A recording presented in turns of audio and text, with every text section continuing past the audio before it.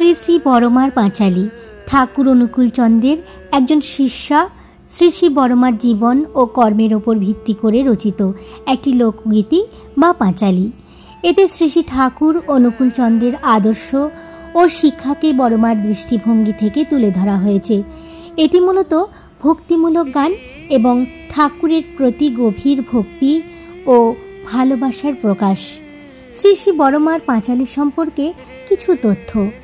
এই পাঁচালীতে শ্রী শ্রী ঠাকুর অনুকূলচন্দ্রের জীবন, শিক্ষা, বাণী এবং তার প্রতি বড়মার গভীর ভক্তি ও আনুগত্যের বিবরণ রয়েছে। এটি সম্ভবত ঠাকুর অনুকূলচন্দ্রের জীবনদশায় বা তার মৃত্যুর অব্যবহিত পরেই রচিত হয়েছিল। সাধারণত এটি বড়মার শিষ্য বা ভক্তদের দ্বারা রচিত হয়েছে, যারা তার জীবন ও আদর্শের দ্বারা অনুপ্রাণিত হয়েছিলেন। এই পাঁচালী ঠাকুর অনুকূলচন্দ্রের আদর্শ প্রচার ও প্রসারে সহায়ক হয়েছে। এটি ভক্তদের মধ্যে ভক্তি ও প্রেম বৃদ্ধি করে এবং তাদের জীবনকে উন্নত করতে উৎসাহিত করে। পাঁচালীর ভাষা সাধারণত সহজ ও শ্রুতিমধুর, যা সাধারণ মানুষের কাছে সহজে বোধগম্য হয়। এটি লোকসাহিত্যের একটি গুরুত্বপূর্ণ অংশ।